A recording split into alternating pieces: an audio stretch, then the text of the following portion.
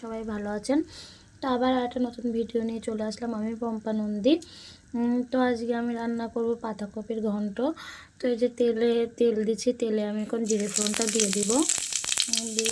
দিয়ে এটা ভালো করে ফোড়ন দেওয়া হয়ে গেলে আমি এখানে দিয়ে দেবো কয়টা শুকনো লঙ্কা।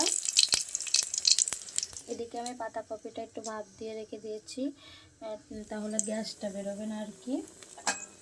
এটা ভালো করে ফোড়ন দিয়ে হয়ে গেলে এখানে আমি একটু আলু দিব আর বাদাম দেবো। বাদামটা আমি একটু ভেজে রাখছি, এখানে আলু আর মরিচ আছে, সেটা দিয়ে ভেজে নিব আর কি।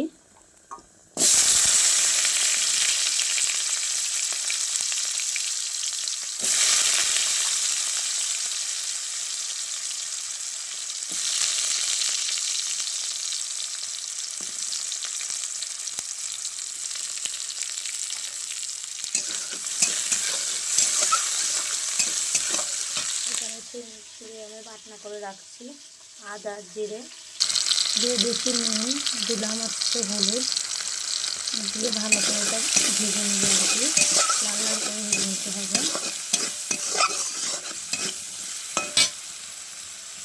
আমার আলুটা ভাজা হয়ে গেছে, এবার আমি দিয়ে দিব জিরে আর আদা বাটা।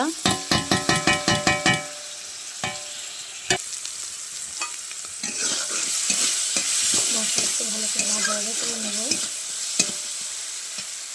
এখানে পাতাকপিটা আমি ভাজতে নিয়েছি, এটা একটু হাত দিয়ে চটকে নেব যাতে কপিটা একটু নরম হয়ে যায় আর কি।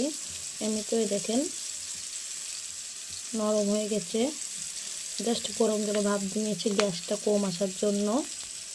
দেখেন বন্ধুরা এখানে আমার মশলাটা কষানো হয়ে গেছে, এবারে পাতাকপিটা আমি ঢেলে দিব।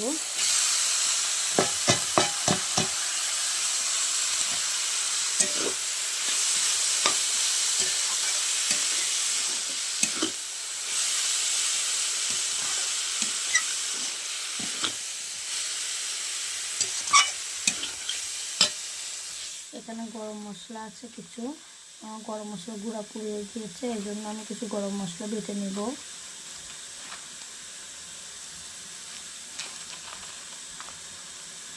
একটা গরম মশলা আমি শিলনোড়াতে বেটে নেব। এখানে আমি আর একটু লবণ দিব,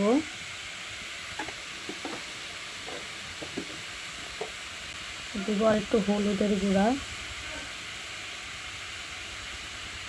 অল্প পরিমাণ দিয়ে একটু নাড়াচাড়া করে দিব।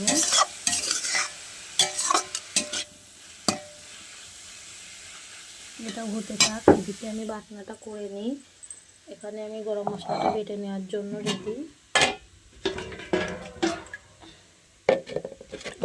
জল দিয়ে গরম মশলাটা বেটে নেব।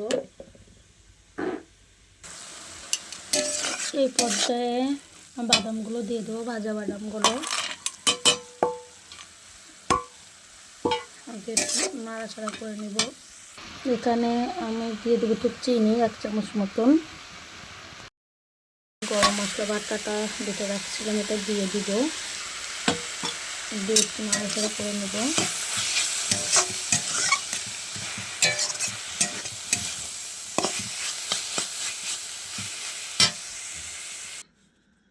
তো তৈরি হয়ে গেল আমাদের বাদাম দিয়ে পাতাকপির ঘন্ট। তো কেমন হয়েছে অবশ্যই কমেন্ট করে জানাবেন, এবং আমার এমন সুন্দর সুন্দর রান্নার রেসিপি দেখতে হলে অবশ্যই আমার চ্যানেলটা সাবস্ক্রাইব করে দিবেন। সবাই ভালো থাকবেন, শুভরাত্রি সবাইকে, টাটা বন্ধুরা।